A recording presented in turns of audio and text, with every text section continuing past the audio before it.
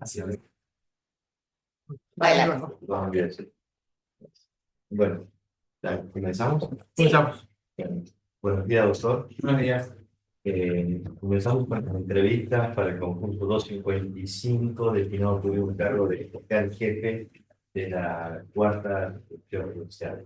Vamos a hacer una ronda, vamos a ir a hacer un tipo de preguntas Bien. sobre su cuestión personal. Si comenzamos con Sí, su sí. presentación, ¿sí? Personal, y después comenzamos con el... Bueno, si ustedes me permiten, para presentarme, en vez de hacer un repaso de mi currículum, lo cual a veces puede ser un tanto autorreferencial, preferiría comenzar dando una respuesta a una pregunta que probablemente todos ustedes se estén haciendo, ya que no soy neuquino, que es ¿por qué Gastón Ávila está sentado hoy acá concursando para ser el jefe de San Martín de los Andes? Y para poder darle respuesta a esa pregunta, necesariamente tengo que compartir con ustedes mis motivaciones profesionales, pero también mis motivaciones personales. Porque si hay algo que a mí me interesa de esta entrevista es poder transmitirles a ustedes cuán importante es esta oportunidad para mí, cuánto hace que la vengo esperando, y cuánto me he esforzado para tener esta oportunidad. Y también me gustaría poder, al finalizar esta entrevista, transmitirles la seguridad y la certeza de que si me honran dándome la función del jefe de San Martín de los Andes, no se van a equivocar. Y hablo de función y no de cargo porque para mí no es lo mismo.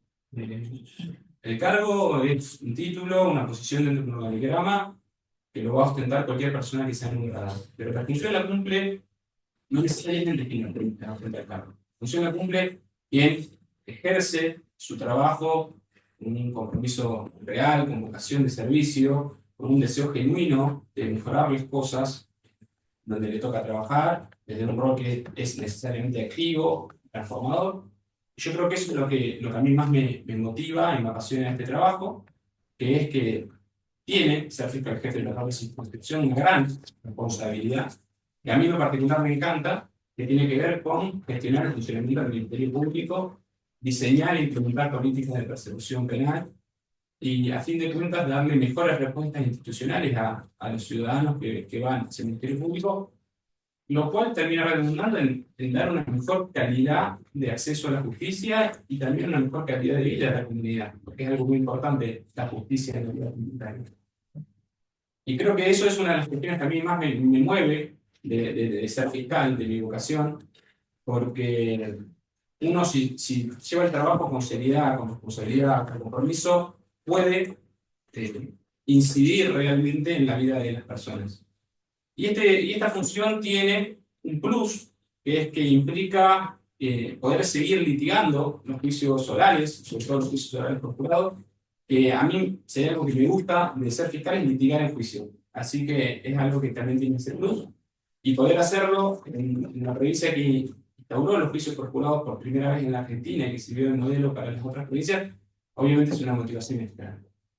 De la misma forma que es una motivación para mí venir a la provincia de Neuquén, que tiene un sistema penal que es reconocido en toda la Argentina, incluso fuera de la Argentina, y tiene un ministerio público fiscal que año tras año encabeza los rankings de eficacia del INESIP, es un modelo de gestión y eficiencia para los otros ministerios públicos de la provincia, de forma comparativa, y obviamente para mí ser parte de esa organización sin duda es un incentivo extra, es una motivación. Pero como les dije, esto no es solamente una cuestión profesional, detrás también hay un proyecto de vida. Y para eso necesariamente tengo que hablarles de dos momentos que son los que me traen hoy acá. Uno desde el punto de vista de la vocación y otro desde el punto de vista personal. Un antes y un después quizás en mi vida fue cuando hace muchos años atrás pasé por primera vez la puerta de los tribunales provinciales para empezar a trabajar en el sistema de justicia penal como practicante.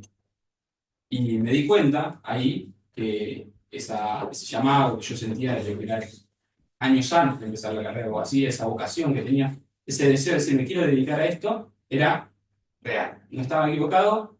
Me acuerdo que volví el primer día de trabajo y dije, a esto es lo que yo quiero hacer de mi vida, yo a esto es lo que me quiero dedicar. Y si ustedes ven mi currículum van a ver que todos mis trabajos mi formación, mis posgrados, mis aportes académicos, todo, absolutamente todo, está relacionado al derecho penal y al funcionamiento de los ministerios públicos. Dediqué toda mi carrera enfocado a ello. Y a nivel personal, un punto de inflexión tuvo lugar en el año 2023, que fue cuando con mi hoy esposa conocimos por primera vez San Martín de los Andes y Villa Langostura. La verdad es que nosotros, es hace poco, pero en esa época ya veníamos charlando del proyecto de familia, de casarnos, de tener hijos, y estábamos al tanto y sabíamos, nos habíamos puesto de acuerdo en que queríamos un cambio para nuestras vidas, porque esa familia que proyectábamos la queríamos tener en un lugar que tenga una mejor calidad de vida, que sea una comunidad más pequeña y más tranquila, que la Rosarina, con menor violencia y con la posibilidad de que nuestros hijos crecieran en un entorno que sea distinto, más sano y hasta con un mejor y mayor contacto con la naturaleza. Porque lamentablemente, y yo no quiero que esto se lo interprete, yo amo la ciudad donde nací, nos habíamos acostumbrado, nos dimos cuenta que habíamos naturalizado un montón de cuestiones que no estaban bien. De salir por la calle y escuchar una moto y tener miedo, no atender el teléfono celular en la calle, compartir la ubicación cuando salíamos de noche para ver dónde estaba la otra persona, el caos que es el tránsito, el ruido constante, distintas circunstancias. Y cuando llegamos a San Martín, vimos que todo eso que nosotros veníamos buscando se cumplía en ese lugar. Dijimos, bueno, nos encanta. Acá la gente ha naturalizado otra cosa, ha naturalizado que los peatones tengan prioridad, que los chicos de 9, 10, 11 años se vuelvan de la escuela en bici, que haya una hospitalidad entre los vecinos muy distinta. Y una vez eso nos asombró, nos sorprendió positivamente. Y dijimos, este es un lugar donde nos estableceríamos. Pero obviamente no íbamos a tomar una decisión de vida simplemente por un viaje de turismo que habíamos hecho en unos días. Lo que decidimos fue volver en los meses siguientes y en el año siguiente a San Martín en varias oportunidades. Nosotros tenemos amigos que viven ahí, nos juntamos a comer con ellos, empezamos a preguntar sobre cómo era la vida ahí. Ellos tuvieron un hijo recientemente, digo, bueno, cómo es la infraestructura, cómo es la vida en comunidad, contame del clima, qué tan duro es el clima. Decime todo, las pros, pero quiero saber sobre todo las contras. Quiero ver esta ciudad, no solo con ojos de turista, sino con ojos de residente. De hecho, hasta fui a parar a un barrio alejado del centro, que quería ver lo que era vivir en San Martín, pero no hacer turismo en San Martín. Y cuando tuvimos toda esa información y recolectamos toda esa información, dijimos, sí, bueno, estamos decididos, este es el lugar al que queremos ir. Acá nos queremos establecer, acá queremos formar nuestra familia. Pero este proyecto de vida tampoco iba a estar disociado de lo que era la vocación profesional que tanto les vengo hablando y de la carrera y los años de esfuerzo que había realizado a lo largo de toda mi carrera. Entonces, tenía que ser un proyecto combinado. Y si ustedes se fijan, no sé si tendrán acceso acá o después lo pueden chequear, yo mi usuario se fijó, lo creé en agosto de 2024 y empecé a cargar documentación ahí y en agosto de 2024 empecé a estudiar las leyes de Urquina, la jurisprudencia, los instructivos del Ministerio Público, o sea, meses antes de que se abriera la inscripción para este concurso. Porque yo sabía que esta oportunidad se iba a presentar y quería estar preparado para ella y no la quería desaprovechar. Entonces, lo que yo les quiero decir es que si ustedes terminan eligiéndome, van a tener a una persona que decidió, no a la ligera, no de forma improvisada, concursar, que trae su formación y su preparación, que conoce la función, que ama la función y que elige llevarla a cabo en San Martín de los Andes porque es un proyecto que lo eligió desde la conciencia y con el corazón. Y eso básicamente es lo que yo puedo venir a ofrecerles hoy y que traigo sobre la mesa. Y me encantaría que, bueno, que en el sucesivo de la entrevista me hagan todas las preguntas que consideren necesarias para que puedan llegar a conocerme un poco más. Y bueno, antes de tomar una decisión. Perdón, ¿puedo preguntarle algo Sí. relacionado a lo que acaba de contarnos? Sí, ¿Conoce el problema habitacional que hay en San Martín de los Andes? ¿Cómo tiene pensado resolverlo? ya lo tengo resuelto. Yo la última vez que estuve fue antes de venir a concursar acá. Fui primero una semanita a San Martín de los Andes. Estuve parando en el barrio de San Martín, en una casa que está incluso está doblada. Me queda Callejón de Bello al 200. Y me dijo que me conté de Lucía, que era por medio de conocidos, llegué a ella, te conté que venía a concursar, que obviamente no sabía cómo me iba a ir ni nada, pero que si se llegaba a dar la posibilidad, y me dijo que sí, que no había problema en alquilarme, pero o sea, eso es la solución en realidad provisoria, porque mi idea es apuntar a poder comprarme una vivienda, o sea, con un crédito, con ahorros familiares, sacando un crédito, poder comprar una vivienda. Me parece que es la mejor opción, y en realidad es el proyecto que también implicaba a la familia, que si lo hemos postergado es precisamente porque queríamos mudarnos a San Martín. Bien, gracias, doctor. Bien, bienvenido, doctor, a la provincia de Neuquén. Bueno, muchas gracias. Doctor, bueno, la primera pregunta que le iba a hacer ya quedó respondida porque le iba a preguntar qué lo motivaba a venir a presentarse a este concurso. Y la segunda que le quiero hacer es si usted conoce la vasta circunscripción en que debiera trabajar. Sí, Y por otro lado, ¿a qué se dedica su esposa? bien. ¿Por dónde comienzo? ¿Con cuál quiere que comience? Usted elija. Bueno, respecto a lo de la vasta circunscripción, sí, la conozco, sé que hoy por hoy la circunscripción está compuesta por 4 departamentos, por un departamento es un coyuntural que tiene como cabecera Piedra del Águila, que está a 200 kilómetros de San Martín de los Andes, tenemos el departamento Huiliche, con cabecera en Junín, el departamento de Lácar con cabecera en San Martín, y el departamento de Los Lagos con cabecera en Villa Langostura. O sea que sí, geográficamente es bastante larga, es bastante extensa, y tiene incluso mucha divergencia en lo que tiene que ver población y hasta diría idiosincrasia de lo que son las comunidades en cada uno de los lugares. No es lo mismo Piedra del Águila, que tiene 4.000 habitantes y que queda fuera del corredor turístico, por así decirlo, o en los inicios del corredor turístico como punto de parada, de lo que es Villa Langostura con 15.000 habitantes, San Martín con 40.000, o Junín de los Andes con 21.000. O sea, cada uno tiene sus particularidades. Junín de los Andes, como si se me permite, capital ganadera de la provincia, o sea, tiene cada una su propia idiosincrasia.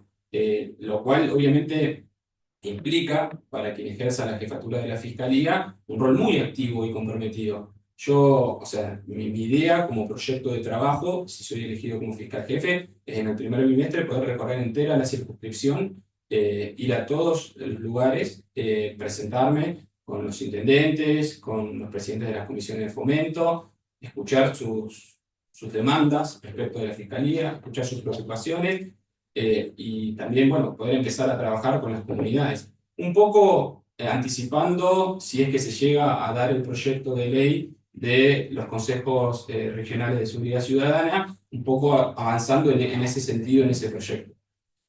Y con respecto a mi esposa tiene 2 carreras, es traductora de inglés y es abogada.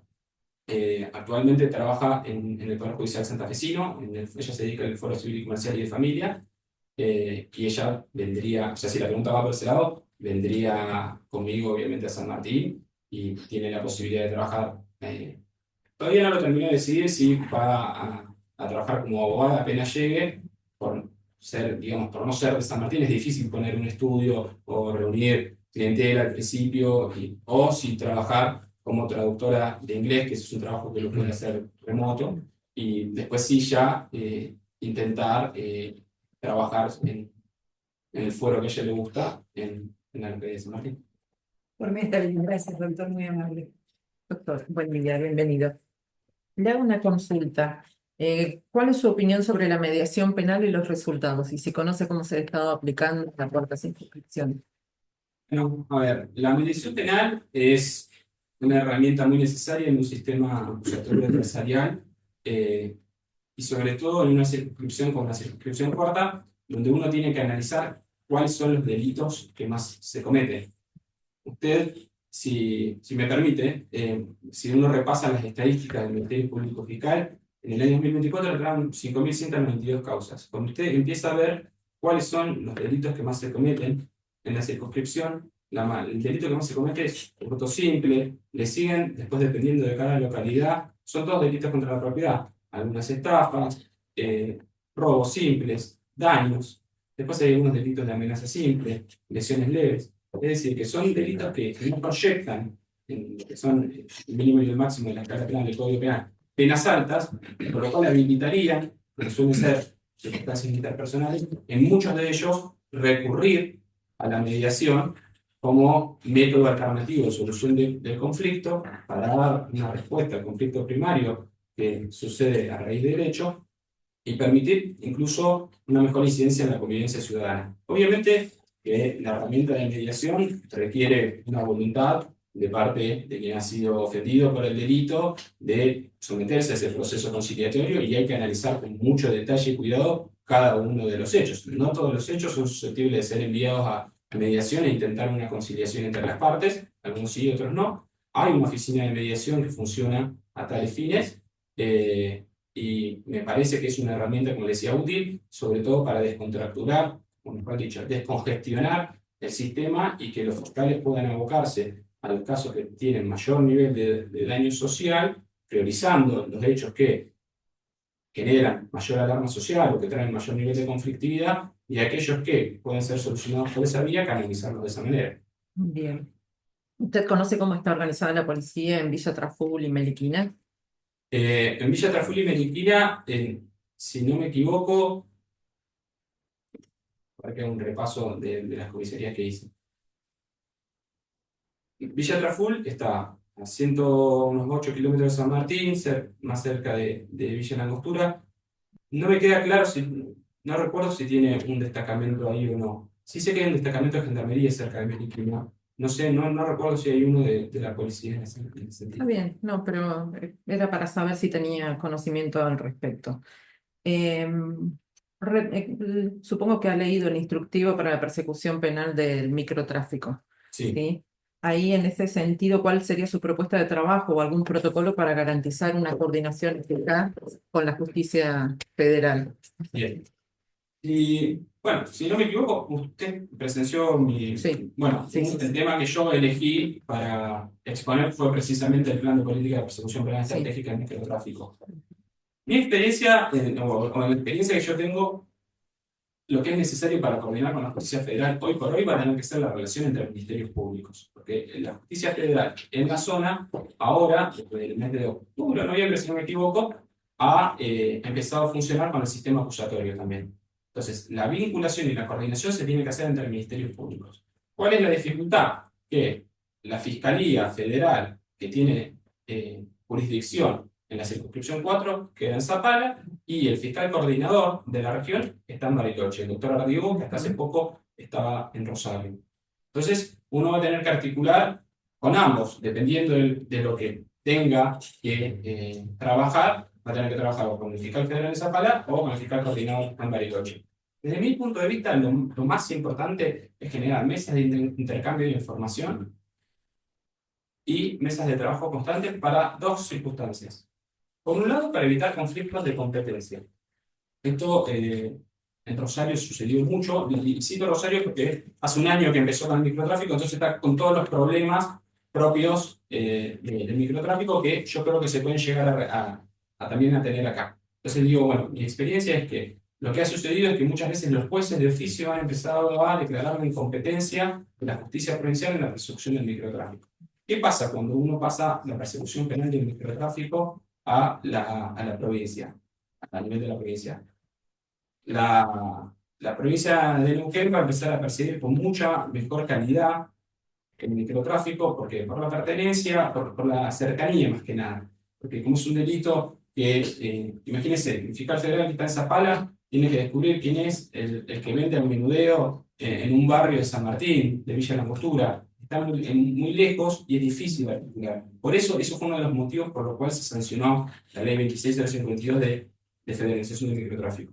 Entonces, yo creo que en el plan de política de persecución penal estratégico de la Fiscalía General, y que tenemos que poner la Fiscalía en la circunscripción 4, vamos a tener un caudal de causas importante y que vamos a tener que articular por dos cuestiones. Una, para que no haya conflictos de competencia, evitarlos, porque son un dispendio de tiempo, un dispendio de recursos, un dispendio de uso de los recursos humanos y de las jurisdicciones, porque los ministerios públicos tienen que ponerse de acuerdo de esto lo persiguen ustedes, esto lo perseguimos nosotros, y por el otro lado, por mesa de intercambio de información, porque cuando uno empieza a investigar el microtráfico, detrás del microtráfico están los proveedores, los distribuidores, y la cadena más grande de tráfico de drogas. ¿Cómo llegó la droga al vendedor que vende al menudeo.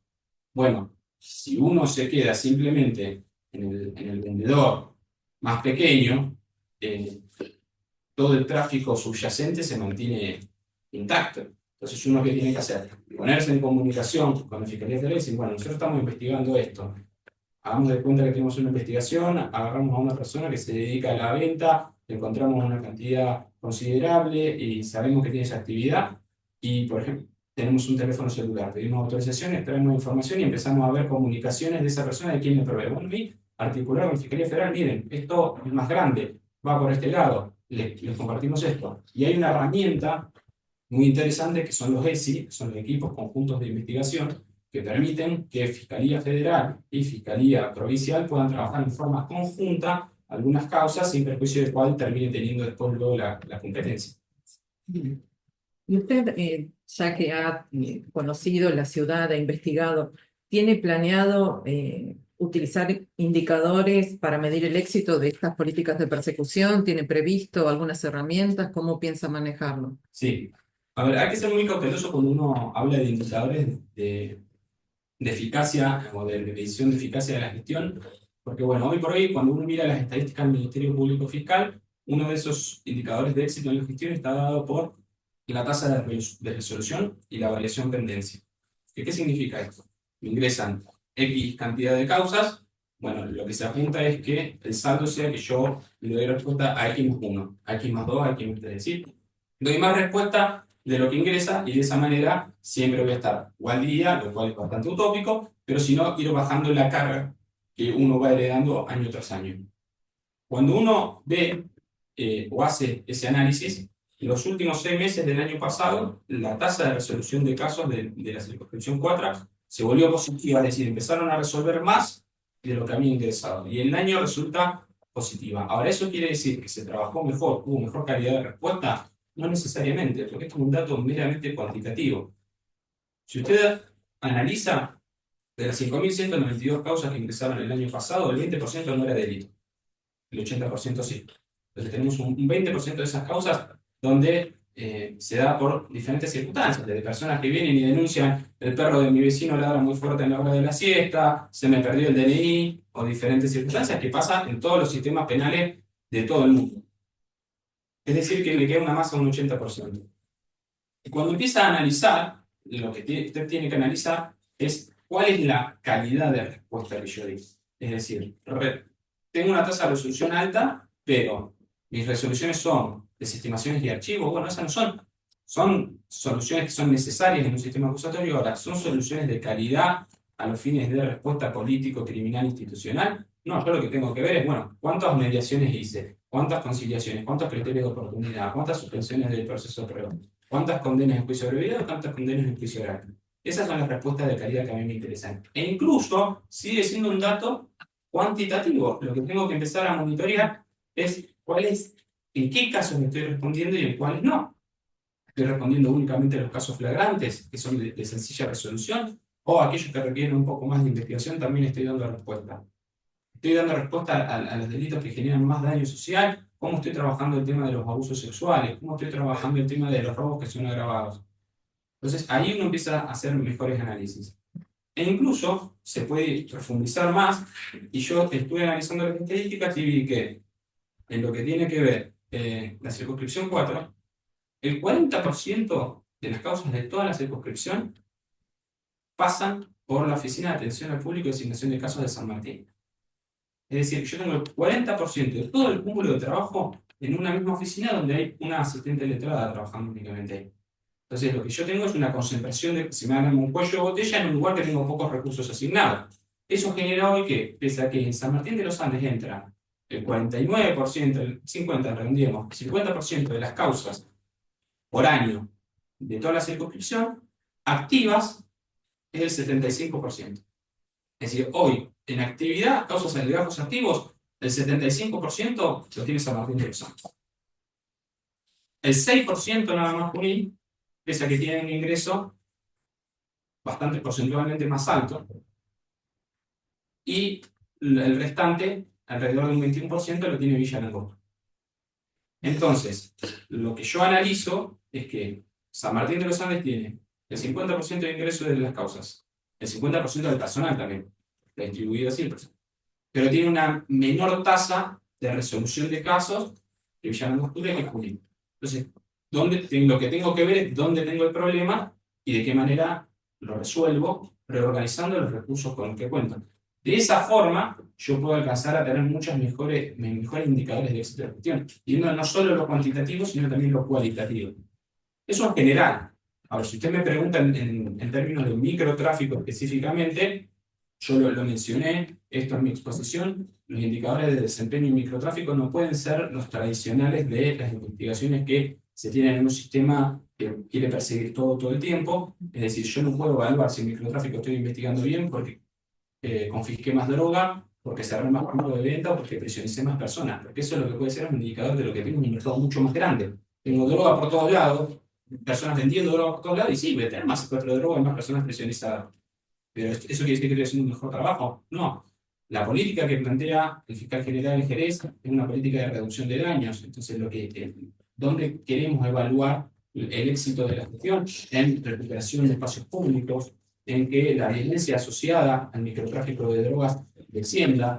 Si tengo lugares que hoy por hoy son conocidos porque se vende droga, porque hay delitos o porque hay vandalismo, eso vuelva a ser utilizado por la comunidad, ahí va a estar el éxito de la gestión y ese va a ser el indicador. Que no me lo va a dar ninguna estadística, o por lo menos no un médico. No sé si se entiende. Sí, perfectamente. Y relacionado con esto del microtráfico, ¿existe o tiene previsto alguna articulación real con salud, educación y desarrollo social? Porque se supone que eso hay que atacarlo, pero también hay que buscar una solución que Sin dudas. evite más conflictos. Obviamente, no es lo mismo el abordaje que uno tiene que tener con la persona que genera daño social, que vende drogas y que capta menores, mujeres, que vende drogas en clubes, en escuelas, en espacios públicos, que el abordaje que uno va a tener de quienes son meramente personas captadas fungibles o consumidores, a los cuales no le va a tener una postura criminalizante ni siquiera de ingreso al sistema a los consumidores, porque tiene que ser un abordaje del ámbito de salud. Lógicamente eso requiere necesariamente, y en cabeza del fiscal jefe, que uno articule con los mecanismos, o mejor dicho, articule los mecanismos con los programas de salud, con los municipios, tener un abordaje del consumidor para la rehabilitación, para tratarlo como lo que es, un problema de salud, de una adicción, y no para que la respuesta sea punitiva. Eso a mí me parece que también debería ser abordado, y es muy importante, si se llega, por eso estoy hablando de un potencial, a sancionar la nueva ley del Consejo Provincial de Seguridad Ciudadana que crea los consejos regionales, donde ahí vamos a tener participantes de los distintos estamentos del Estado. Entonces va a venir representantes del Ministerio de Seguridad, representantes de la Policía, los intendentes, los presidentes de la Comisión de Fomento, podemos a representantes de la Fiscalía, representantes de la Justicia, y traer también, obviamente, de la repartición de salud y decir, bueno, ¿de qué manera empezamos a concientizar en las escuelas del no consumo? Porque eso también, la prevención es algo fundamental. ¿Cómo concientizamos en las escuelas para el no consumo? Damos charlas, pegamos afiches, les pasamos videos. ¿Qué hacemos con quienes ya consumen? Bueno, ¿cuál es la respuesta de salud? ¿Cuál es el abordaje familiar? ¿Cuál es el abordaje interdisciplinario? Bueno, obviamente es un desafío muy grande. El problema de las drogas es un problema que es a nivel mundial y donde no se han encontrado a la fecha respuestas que satisfagan adecuadamente. Lo que se trata de hacer es de mitigarlo lo más posible. Bien. ¿Ha participado en juicios por jurados?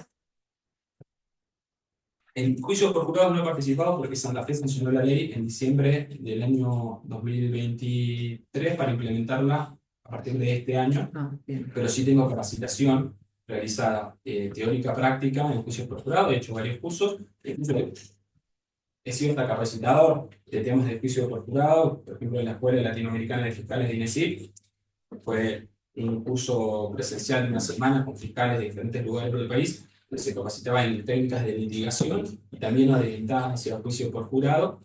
Y también, obviamente, sí me considero un aférrimo juradista desde la posición que sigo académica en la Comisión de Derecho Procesal Penal donde trabajo.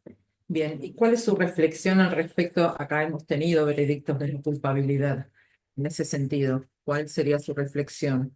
Bien, mi reflexión es la siguiente. Los veredictos de no culpabilidad en los sistemas de juicio por jurado son muy comunes al principio, sobre todo del inicio del sistema, por un defecto. El defecto no lo tiene el jurado, lo tienen quienes litigamos.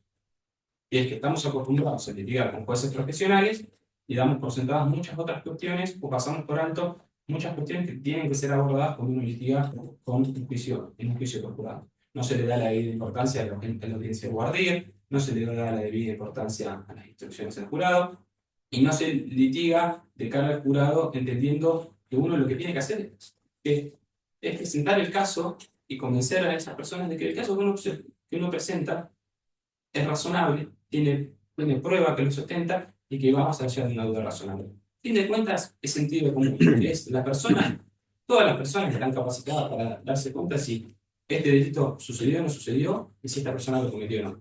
Los defectos suelen estar más del lado de quien presenta el caso, y eso es una culpa que tienen que hacer los ministerios públicos.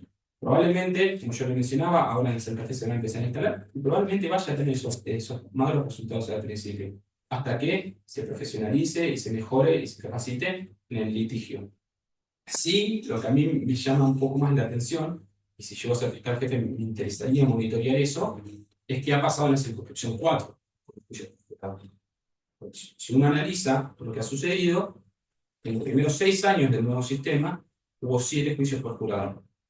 En los últimos 5 años del sistema hubo 1. Y con un mal resultado. Fue una persona acusada por 2 delitos, la absolvieron en una y en la otra la condenaron por exceso en la legítima defensa. Es decir, la tesis de la fiscalía fue descartada. Ahora, si ustedes hacen un análisis de crecimiento de causas en la circunscripción 4, es aproximadamente un 10% por año. Del 2017 al 2024 crecieron un 70% de las causas. Es decir, que usted tuvo un crecimiento muy grande de volumen de causas, pero una caída estrepitosa de la cantidad de juicios por jurados en la circunscripción. Yo esto no le puedo dar una respuesta de por qué sucedió analizando únicamente las estadísticas. Tengo que tener un acceso a información que es propia del Ministerio Público y no pública. Puedo llegar a hacer algunas reflexiones y empezar a considerar que a lo mejor el hecho de que en los últimos años no haya habido un fiscal jefe ahí, a lo mejor hacía que ciertas circunstancias se resolvieran con otros pedidos de pena y se vaya a un juicio con jueces profesionales, o que se hagan acuerdos, pero esto es una hipótesis, no le puedo decir que efectivamente sucedió. Pero sí me parece llamativo que en los primeros 6 años de sistema que haya tenido 7 juicios por jurados y en los últimos 5 uno solo. De esos primeros 7 juicios orales hubo resultados diversos, pero en el porcentaje mayor fue exitoso. Es decir, que tampoco es que, bueno, fue una mala experiencia, el juicio por jurado no sirvió en la cuarta circunscripción, no lo hagamos más. No es así. Y de hecho, si uno mira las estadísticas provinciales de juicios por jurado, si no me equivoco, creo que hubo 92 juicios por jurado y la tasa de condena es superior al 85%, es decir, que no es tan baja. Habría que hacer una comparación con cuál es la tasa de condena y absolución con los jueces profesionales. Bien. Y una pregunta que tiene relación con los delitos contra la integridad sexual.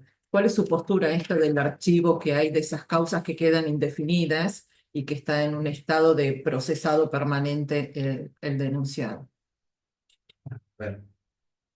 Que es un tema común y que genera, además, como se supone que siempre son abusos intrafamiliares, rompe vínculos o impide contactos con que se perduran en el tiempo. ¿Cuál es su postura al respecto? Cuando se trata de falsas denuncias, ¿no? O que queda en la simple denuncia y no hay más elementos, en esos casos, ¿no? Perdón, me fue agregando algunas cuestiones. Sí, no, podría reiterar la pregunta. En los casos de abuso, vamos a una denuncia por un familiar. Sí, ¿Sí? Un abuso sexual intrafamiliar. Que está, el único elemento que hay es la denuncia. Sí. Y que se quedan archivadas esas causas y se prolongan en el tiempo y que no se resuelven. Y en el medio se rompen vínculos familiares por esa denuncia. ¿Cuál es su postura al respecto? Porque eso es un tema muy frecuente bueno, acá. Obviamente, hacer una respuesta genérica es difícil sin analizar el caso concreto.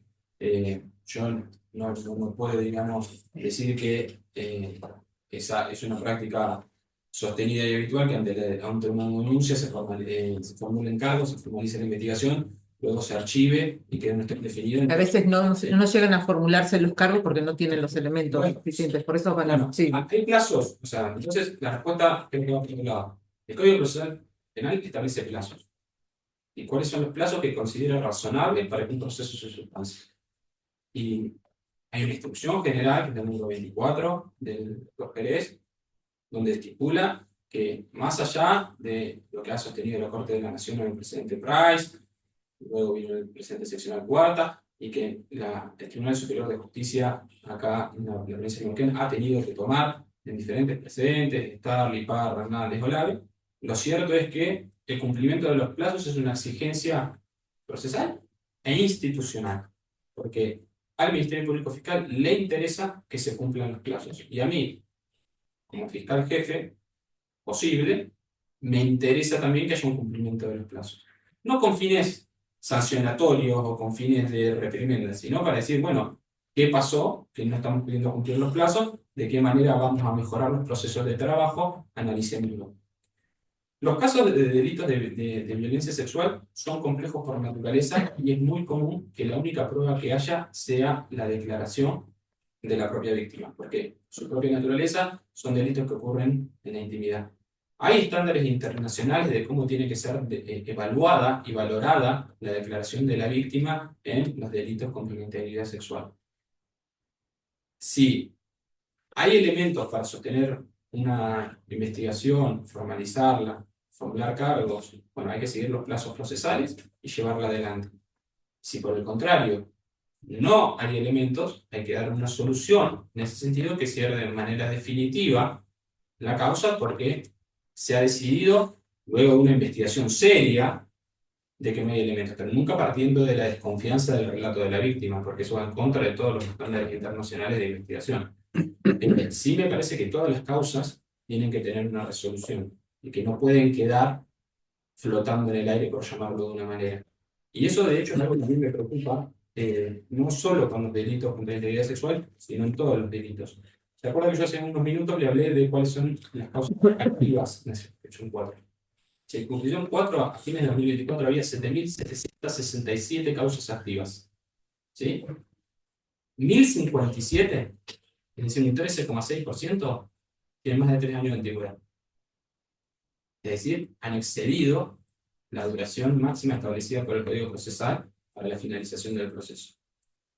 A mí, si me toca la tarea de ser fiscal jefe, quiero hacer un monitoreo sobre esas 1.057 causas y ver qué ha sucedido. Si son causas que están en una situación no decidida, en un archivo que nunca ha tenido un sobreseimiento, por ejemplo. Si son causas que sí tuvieron una solución, pero que no se ha registrado bien en el sistema.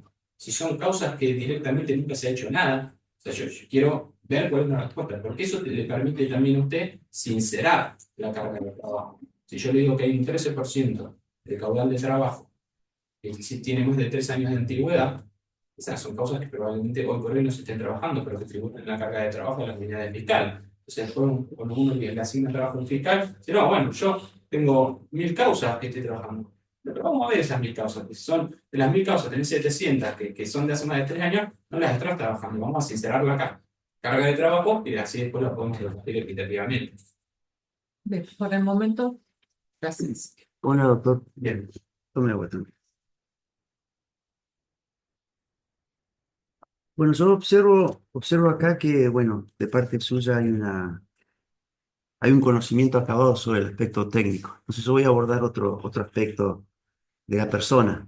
A mí me Bien. interesaría, bueno, dos preguntas contésteme que en su presentación me quedó duda. ¿En qué momento del año viene usted a visitar San Martín? En invierno. En invierno. Y cuando hablábamos con la gente de la posada, dijeron, empezamos a presentar, justo estábamos en Villa Langostura, en una posada, que los dueños eran una pareja, que él era de Azul, provincia de Buenos Aires, y ella no me acuerdo dónde. Está bien. Y no, pero perdón, porque va al punto. Y claro, nosotros estábamos con él, empezamos a decir, che, ¿cómo se vinieron? ¿Cómo fue venir? Y demás. Dijo, si les gustó mucho venir en invierno, vengan en verano, que todavía más lindo. Y volvimos al verano, y volvimos al invierno. Está bien.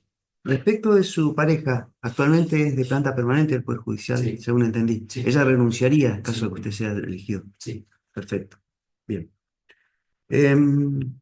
Me interesaría saber que nos hable de su composición familiar, pero por fuera de su actual pareja, de sus padres, Bien. cómo ha sido el desarrollo en la vida de Rosario? ¿Usted oriundo de Yo ahí? soy ¿A qué se han dedicado? A ver, Bueno, me le cuento un interesaría. poco de mi antecedente familiar. Si puede ser sintético, así puedo también Bien, bien preguntar. sintético. Sí.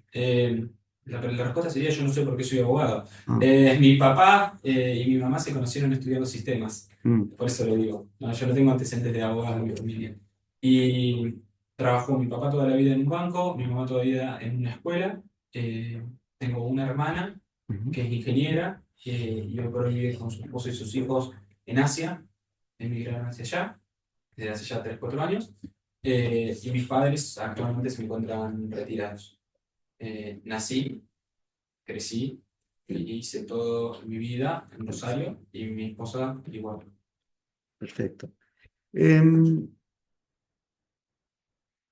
Usted seguramente ha estudiado, así como estudió la estadística, el- las personas y personal que va a tener a cargo en caso de ser designado. Sí, Y hay muchos fiscales en ejercicio, fiscales del caso, que ya tienen una trayectoria en cuanto a la cantidad de años que están trabajando en sí. la zona y que inclusive, bueno, superan la experiencia y la edad suya. Entonces, voy a abordar la parte gerencial que hace a un magistrado.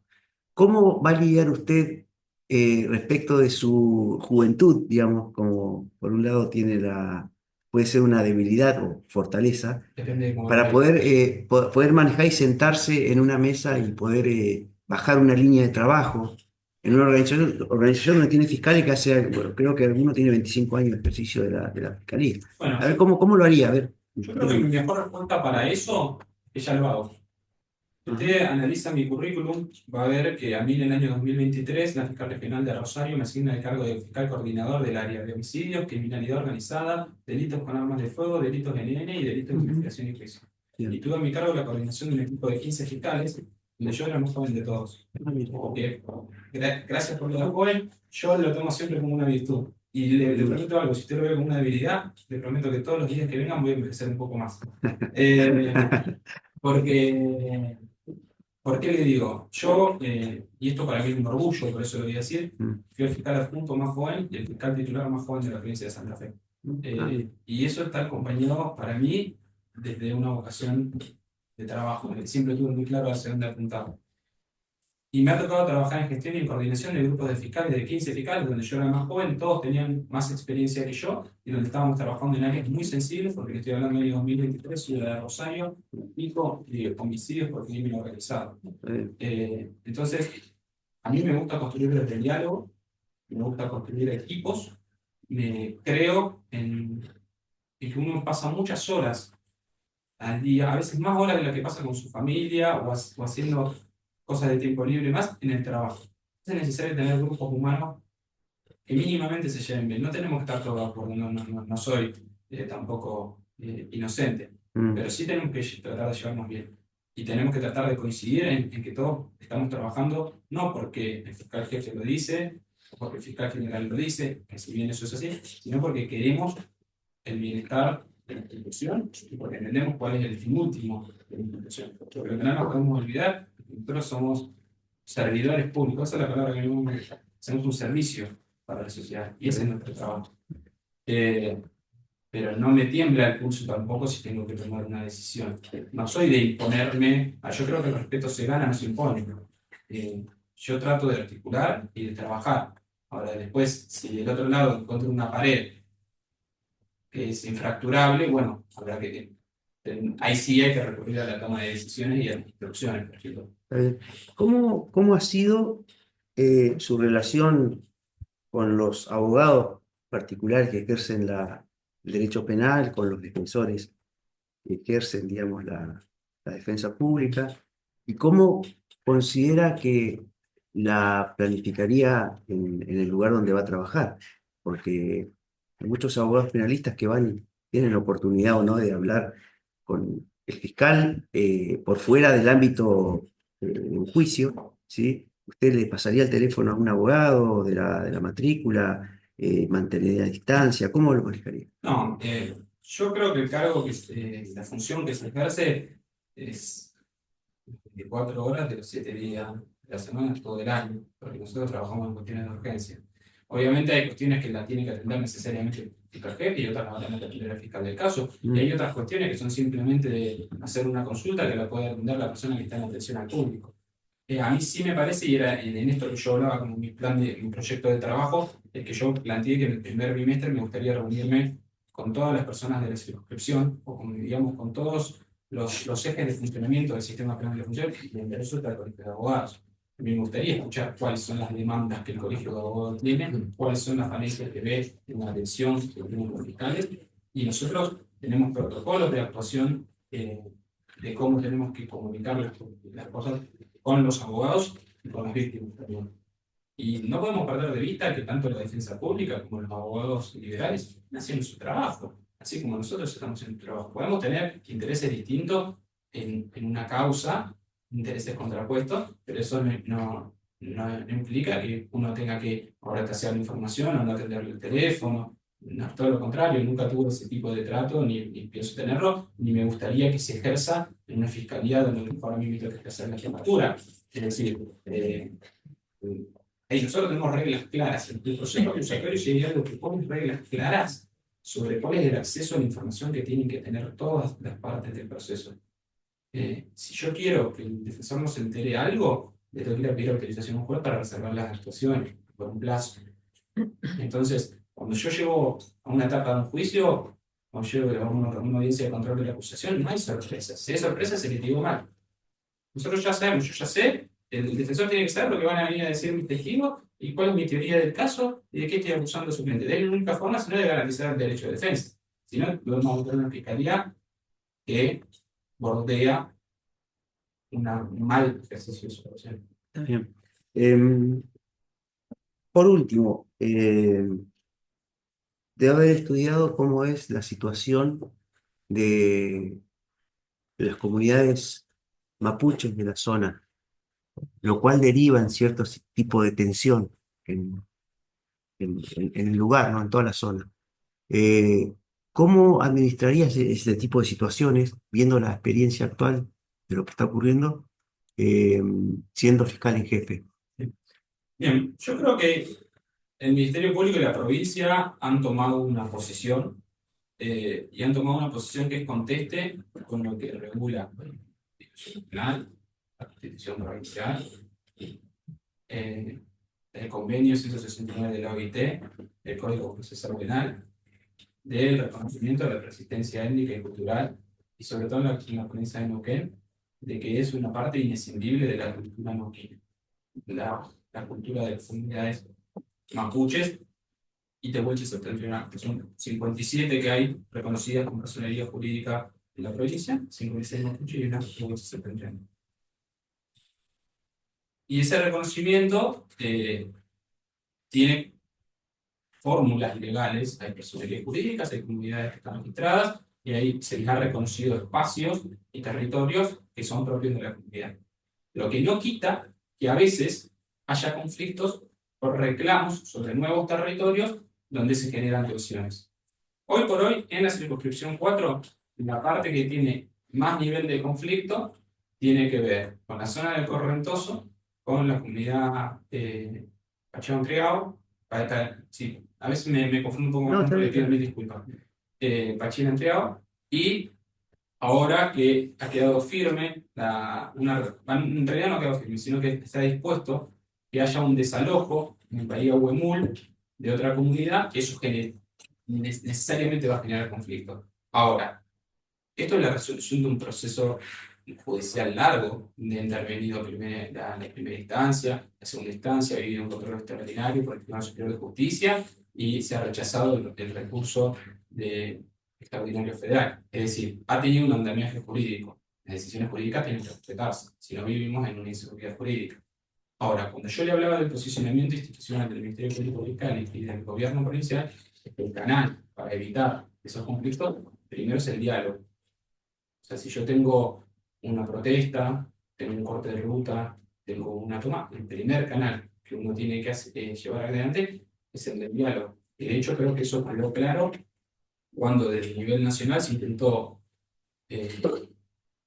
¿sí? Poner en la provincia de Neuquén un comando unificado por la situación de Vaca Muerta y terminó derivándose a que vaya a Río Negro. Y el gobernador dijo, bueno, el primer canal es el diálogo y nosotros a las comunidades mapuches, pero indígenas, las tenemos reconocidas y tienen personería jurídica y no vamos a aplicar, por ejemplo, un protocolo antipiquete como se aplica en ciertos lugares. Entonces, yo creo que esa es la línea que se ha trazado por la cual debe continuar la provincia. El diálogo, una mejor forma de consenso. Gracias. Buen día, doctor, ¿cómo le va? Em, bueno, la verdad que escuchándolo, se ha puesto a conocer mucho la circunscripción que se está concursando. En los parajes, ¿sabe qué tipo de delitos es el que hay con mayor caudal? Porque la zona tiene parajes muy chicos. Sí, tienen muy poca información, la verdad, de estadística pública a la cual yo puedo acceder. Recuerdo que yo en ser parte del ministerio hay ciertas cuestiones que no puedo conocer. Si no, no, para, te iba a servir a Ah, vos. gracias. Por lo que yo tengo visto, la mayor incidencia de delitos siempre es delito contra la propiedad. Ujú. Un 65% en toda la circunscripción, incluso en el paraje, son delitos contra la propiedad leves. Hurtos, hurtos simples, sobre todo ese es el delito que más se comete. Después sí tenemos otras zonas donde puede variar, por ejemplo, yo le hablo en Junín, de las zonas cercanas a Junín, a veces se da en la vigilar, pero que no se da en otros sectores de la circunscripción. Pero la incidencia delictiva es muy pequeña, muy pequeña. Bien, y bueno, si estuvo conociendo a San Martín, usted pudo observar la diferencia de clases sociales que hay. ¿Cómo sería su actuación ante un vulnerable? ¿Cómo debe actuar la fiscalía ante un vulnerable? Bien, la fiscalía va a tener, o sea, a mí me gustaría plantear algo. La vulnerabilidad es un principio que rige en todo el derecho, no solo en el derecho penal. El principio de vulnerabilidad, ustedes lo conocen, nosotros a nivel constitucional hemos distingado en la Constitución Nacional la obligación de llevar adelante acciones positivas, que es un requerimiento internacional, para evitar situaciones discriminatorias sobre las personas más vulnerables que, por circunstancias personales o de contexto, están dentro de los llamados grupos vulnerables, que están muy bien identificados en las 100 reglas de versatilidad de acceso a la justicia. Ahora, nosotros vamos a tener muchos casos donde tengamos personas imputadas vulnerables, muchos casos donde tengamos víctimas vulnerables, muchos casos donde ambas partes sean vulnerables. Lo que nosotros lo que tenemos que garantizar es el acceso a la justicia. Y lo que nosotros tenemos que garantizar es tener una visión también humana del proceso penal. Entonces, yo soy consciente de que muchas veces las personas que llevan adelante ciertos delitos, hurtos simples, robos simples, son personas que por, quizás no es un camino que han elegido en su vida, sino que muchas veces por condiciones de contexto, han ido llegando o porque sufren adicciones, o porque tienen privaciones, y eso obviamente se evalúa a los fines de las decisiones y la culpabilidad de una persona y se tiene en consideración y contexto. No es lo mismo una persona que, teniendo todas las posibilidades de ir por el camino de la ley, llamémosle, decide delinquir que aquella que ha tenido menos. Ahora, lo que sí no implica tener conciencia de la vulnerabilidad, impunidad. Son dos cuestiones distintas. Es algo que tiene que ser considerado, que en lo que es la dogmática penal tiene que ser considerado en la culpabilidad, que es en lo que hace al proceso penal, tiene que ser considerado a la hora de ver cuál es la mejor salida que debo darle a ese conflicto. Pero que no tiene que implicar nunca la impunidad. Porque del otro lado también no nos podemos olvidar que históricamente el derecho penal clásico ha estado regulado mirando hacia un solo lado, que es hacia los imputados, y perdido durante mucho tiempo de vista a las víctimas. Y yo creo que el Ministerio Público de la Acusación tiene que, perdón, fiscal, salió de memoria, el Ministerio Público Fiscal tiene que mirar a las víctimas sin que ello implique tener un trato no humano, no considerado o por fuera de los derechos humanos respecto de los imputados. Bien. Y bueno, estar al tanto de la crisis carcelaria también Sí. que se vive en esta provincia. Sí. Bueno, ¿cuál es la situación en la circunscripción, lo saben? La misma que toda la provincia. Hoy por hoy no hay plazas, esa es la realidad, y creo que es algo que la provincia, con la excepción de la ley de emergencia penitenciaria, lo ha puesto arriba de la mesa y dijo, esta situación no la podemos seguir dejando de ver. Hay una crisis penitenciaria, tenemos que hacer algo. Que se han trabado, al igual que en la circunscripción 1 habeas corpus. Ujú. Yo creo que es algo que hay una voluntad. El Ministerio Público Fiscal mucho no puede hacer, porque no es el encargado de solucionar la crisis habitacional penitenciaria. Pero yo creo que lo que ha podido hacer es llegar a acuerdos, porque hay un acuerdo del mes de febrero de la Fiscalía de Estado, el Ministro de Seguridad, la Fiscalía, la Defensa Pública y la Defensa Privada, sobre cuáles van a ser las medidas de corto, mediano y largo plazo a las cuales el Estado provincial se obliga para generar más cupos. Eso tiene que ver en la circunscripción 1, pero bueno, eso también tiene que replicarse en el resto de la provincia. Bien, ¿y cómo cree que esto influye con esta nueva ley del narcomenudeo? ¿Se habrá analizado en su momento? Porque esto va a aumentar la Lo que cantidad. pasa es que son dos cuestiones que van, que tienen una repercusión en la otra, pero que son dos andariveles distintos. Yo no, porque tengo una crisis penitenciaria, no puedo dejar de perseguir delitos. No. Entonces, lo que tengo que hacer es solucionar la crisis penitenciaria mientras continúo persiguiendo los delitos. Y al Estado le interesa especialmente que todo lo que esté vinculado a la droga sea perseguido en cuanto genere daño social. Lo mismo va a pasar si en algún momento yo leía en el diario no fue ayer, que se presentó un proyecto de ley para modificar el Código Procesal Penal con la ley de reiterancia. La ley de reiterancia también te puede llegar a provocar mayor cantidad de personas presionizadas. Y tenemos una crisis penitenciaria. ¿Va a influir? Sí, sin duda va a influir. Lo cual ya genera un panorama complejo. Y el panorama complejo es para todos, porque como le hablábamos antes de las vulnerabilidades, esto es lo mismo. A nadie le interesa que una persona que esté privada de la libertad esté en condiciones inhumanas, es decir, a nadie. De la misma forma que a ninguna víctima, sobre todo de delitos graves. Leí hace poco en el diario que una persona condenada a 10 años y 8 meses con una sentencia firme vuelve a su domicilio porque no tiene plaza. Perdón, doctor, pero la única alternativa es la prisión domiciliaria hoy, en concreto, lo que se está buscando, porque no hay otra Es lo que se posibilidad. está realizando. Se está realizando, Doctor. claro. A ver, como yo le digo, esa es la solución que se ha encontrado de urgencia. Ahora, después la fiscalía se tiene que dar vuelta y hablar con la víctima, y en este caso un caso de homicidio, y cómo le explicamos a un familiar que la persona que asesinó a su padre, esposo, hijo, hermano, nieto, no está en la cárcel cumpliendo la pena que le corresponde después de un proceso legal por la crisis penitenciaria. También tiene derecho a una respuesta. Igualmente, si bien esto es algo alarmante y que nos preocupa a todos, yo creo que hay una voluntad No, claro, cierta de que esto se mejore, que se vaya mejorando, por lo cual es un problema que es actual, pero que no debería persistir en el tiempo. Es complejo. Sí. No el problema es que no se puede solucionar tan rápido.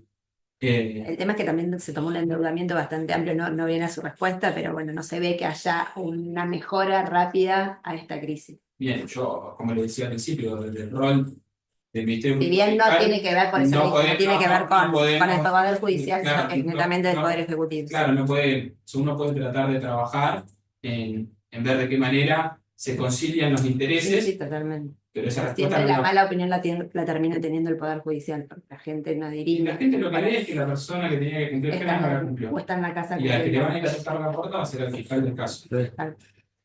Bien, doctor. Y una última pregunta que nada tiene que ver con lo jurídico, sino ¿cómo le impactó la muerte del Papa a usted? ¿Qué sintió? A mí en lo personal, yo soy creyente, entonces sí me impactó. Y me generó sobre todo una profunda preocupación que no tiene nada que ver con la pregunta que vos me haces, pero que tiene que ver con la manipulación mediática.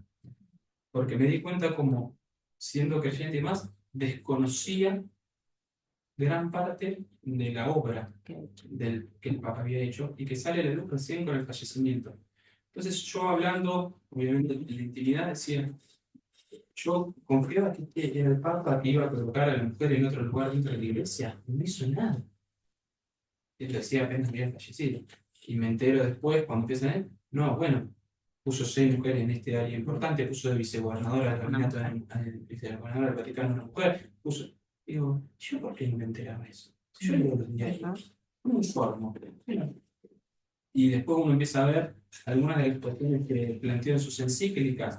Y yo recuerdo que cuando era Papa Ratzinger o Juan Pablo II, había otra comunicación de la actividad papal. Y yo creo que eso tiene que ver porque fue un papa que ha tratado de romper con algunas estructuras, con las, le digo como creyente, más corrosivas de la iglesia que tienen que ver con la corrupción, con la falta de participación de las mujeres, con la falta de visibilización de la pobreza y de un montón de otras cuestiones. Y esa información uno lo encontraba únicamente leyendo por ahí prensa internacional, sino más en grano. No, gracias. Sí, sí. ¿Qué tal? Buen día. Bueno, yo voy a seguir un poco con la línea de la pregunta anterior que están haciendo en materia de medios.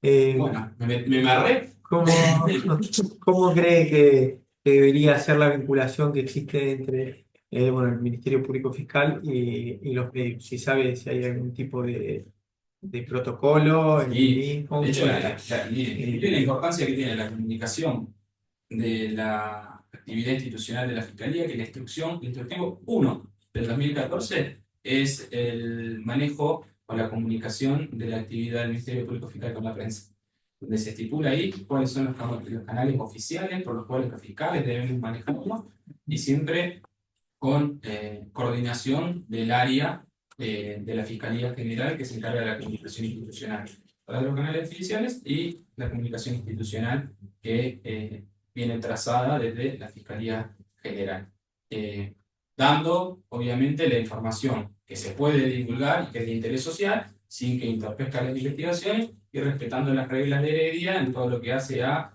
cuestiones que tengan relación con niños y adolescentes. Bien. ¿Tiene conoce alguna estadística sobre la visión que tiene la ciudadanía, la sociedad del Ministerio Público Fiscal en este caso? Mire, yo le puedo decir lo que fue mi percepción, que no va a estar orientada, o sea, me estaría atribuyendo muchas funciones si yo opino por la ciudadanía neuquina.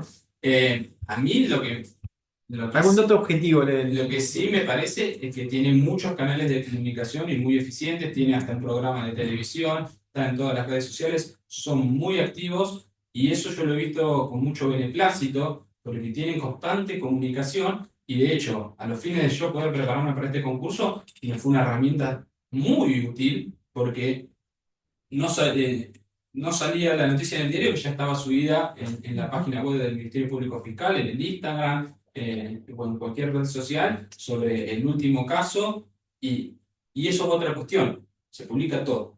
Porque las absoluciones que antes me preguntaba la doctora, yo me entero porque también las leo en el perfil del Ministerio Público Fiscal. Y esto lo hablamos antes. Hace 2 semanas hubo un juicio en Villa Langostura contra 2 personas pertenecientes a una de las comunidades mapuches que resultaron absueltas.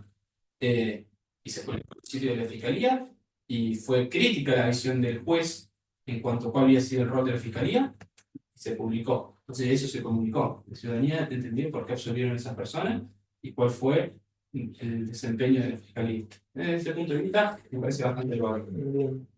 Bueno, y una última pregunta. ¿Qué considera usted cuáles serían sus fortalezas y cuáles podría llegar también a visualizar como alguna debilidad? En el ejercicio de En el esta ejercicio de función, la función. bueno, yo creo que mi mayor fortaleza tiene que ver con lo que es mi compromiso con el trabajo. Y con algo que creo que ya he señalado en reiteradas oportunidades, que tiene que ver con mi vocación. Yo no trabajo de esto porque... O sea, yo tengo la suerte de trabajar de lo que a mí me gusta trabajar, que no todas las personas tienen esa suerte.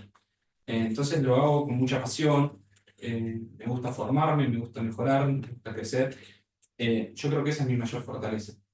Mi debilidad para esta función, y yo creo que también no lo voy a sorprender a nadie, yo no soy Pino, eso es algo que lo tengo claro, y salvo a 2 asistentes letrados, uno en Villa Langostura y uno en San Martín, que son rosarinos, y a un fiscal del caso de San Martín, que lo conozco porque estuvimos juntos, fue alumno mío en la escuela latinoamericana de fiscales.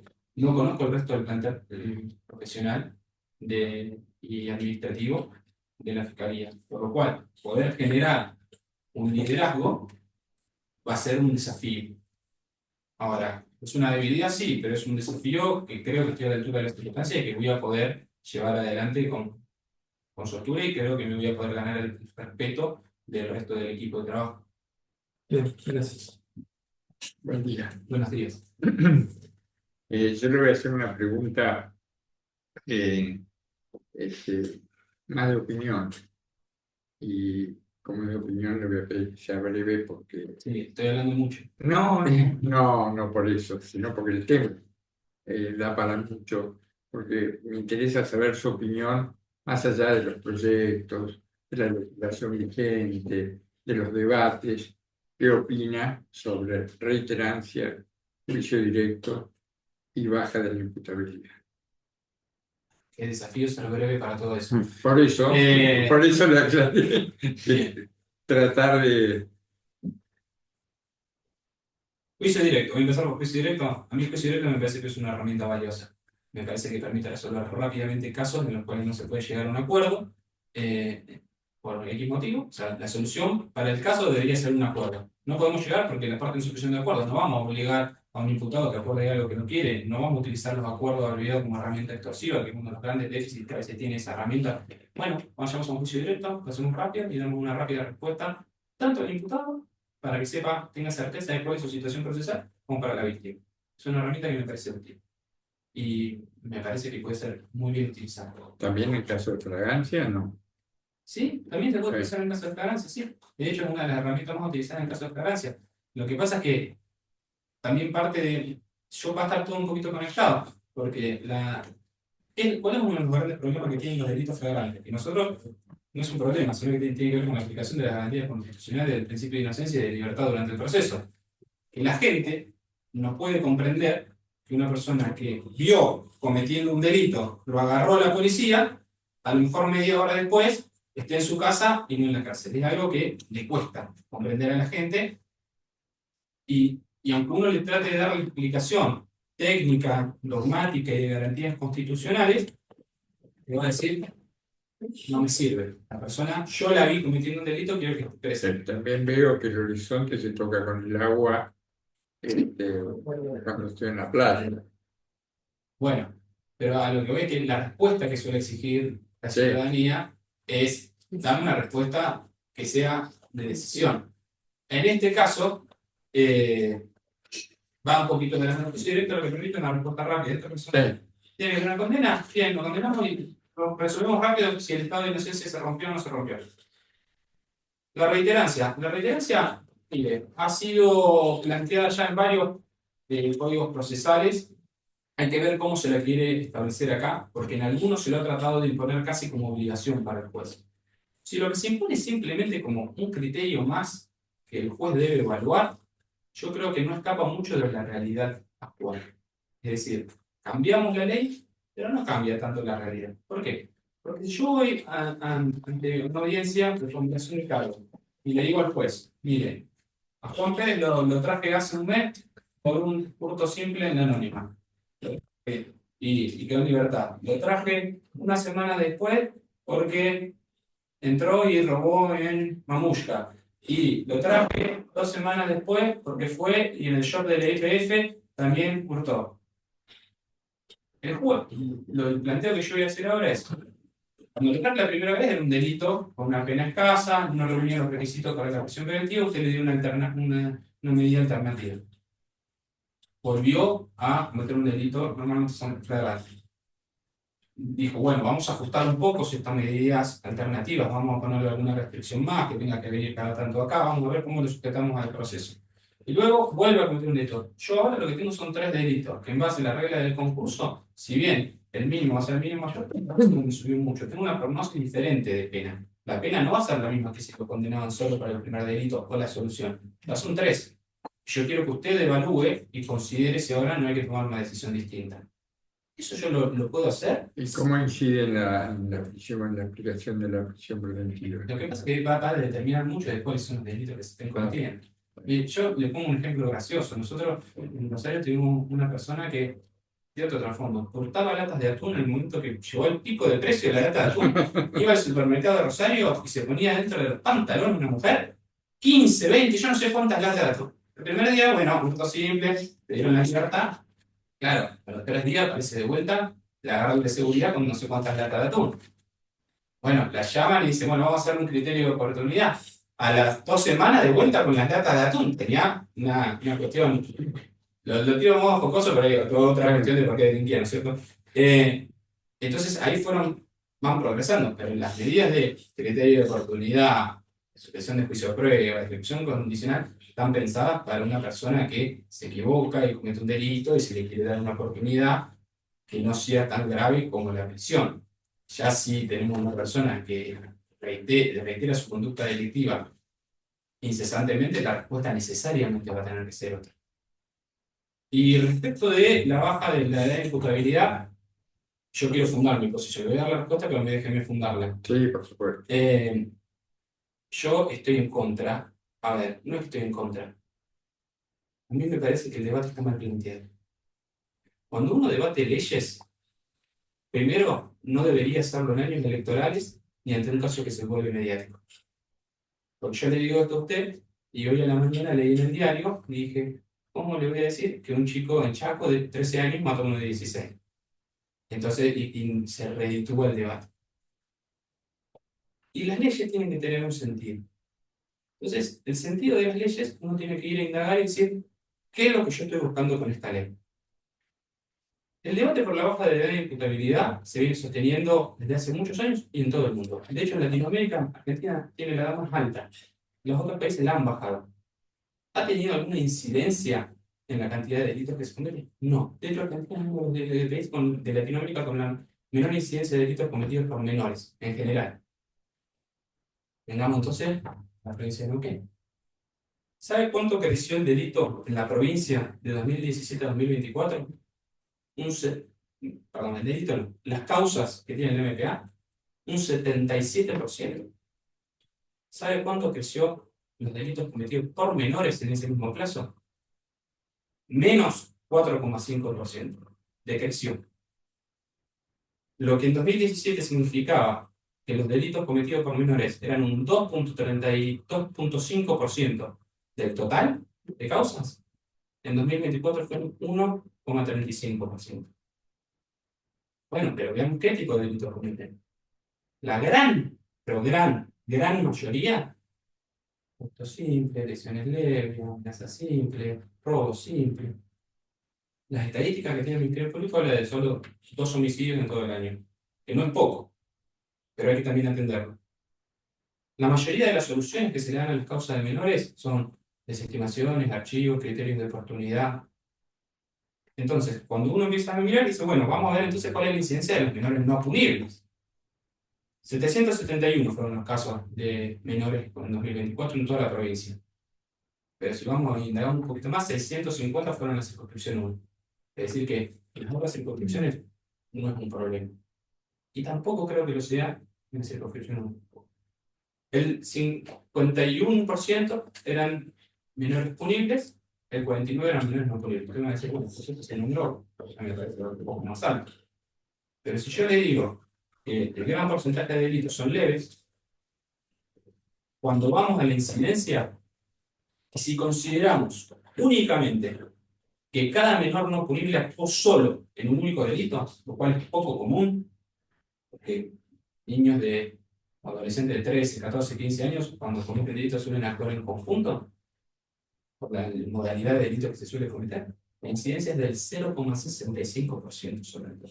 Entonces, usted va a cambiar una ley para el 0,65% de los casos, donde de ese 0,65% de los casos, el 90% son delitos leves. Está bien, está claro. Muy difícil mirar a los ojos de la familia donde el delito que se cometió fue un homicidio, dice, ¿qué respuesta tuvo? Pero los estándares internacionales, la Corte Suprema de Justicia, la Corte Interamericana, el Comité de la Comisión de los Derechos del Niño, todos hablan de que la solución en los delitos cometidos por menores no tiene que ir hacia el lado del castigo, sino a ver de qué manera quienes cometen delitos los podemos reintegrar en la sociedad y que no vuelvan a cometer. Y la solución entonces no está en ver de qué manera castigamos mejor a un adolescente o a un preadolescente, sino de qué manera abordamos su situación que lo ha llevado a cometer delitos. Y esto está muy emparentado con la vulnerabilidad que me preguntaba recién la consejera. Y también va de la mano de decir, bueno, esta solución que yo estoy buscando con una nueva ley es un efecto placebo. Porque si lo que yo creo es que con esta ley lo que voy a tener es menos cantidad de delitos, no va a pasar. Miren lo que está pasando en Neuquén. Tuvieron menos delitos cometidos por menores. Y no se sancionaron ninguna ley. Entonces no viene por ese lado. ¿Y qué pasa? Usted va a plantear, digo usted, el legislador va a plantear la ley para bajar la edad de imputabilidad en delitos graves, va a seguir habiendo un poco de delitos graves cometidos por menores. Entonces la gente va a decir, bueno, pero a mí, tengo un chico de 14 años que me robó el celular. Bueno, entonces lo que tenemos que hacer es ampliarlo para más delitos. No solo para incluyamos los robos, incluyamos esto. Y así lo que hacen es hacer una fractura que lo único que termina es rompiendo derechos en vez de garantizar. Y por eso es que yo creo que no es estar a favor o en contra de la baja. Es que, permítame, es humo. Porque no tiene incidencia en la realidad. Claro. Bien. ¿Alguna otra pregunta? ¿No? Sí. Bueno, muchas gracias. Va a ser estos 2 días de entrevista porque los postulantes han sido muy buenos en la sumatoría. Me perdí el último postulante que lo estoy viendo por Zoom. Así que, muy buena entrevista. Una sola consulta. ¿Cómo vas a convivir con la cuestión académica? Porque Rosario no es San Martín, imagino que la tenés que Justo eso me había todo- quedado todo pendiente. permiso, sí. Sí, la docencia. Pero, pues, ¿cómo vas a convivir, digamos? Pues no vas a abandonar la cuestión académica, pero también el cargo y los lugares y alguna situación empírica, digamos, en esto, nos da que se conviva Ya el lo sé, trabajo lo entiendo con lo- perfectamente con lo porque que hace. seguramente es algo que le debe pasar a usted. Y es que a medida que uno va teniendo ciertos roles en donde trabaja, se vuelve cada vez más complejo seguir con la formación continua, seguir con lo académico. Yo creo La que logística, sí, ¿no? Porque pero San yo creo que Martín sí. no es Rosario. Yo creo que si hay algo bueno que nos dejó la pandemia, es la virtualidad. Bueno, está bien. Ya estuve bien. Está bien. Tengo proyectado. No sé, yo cuando hablaba de las debilidades, hago muchos cursos.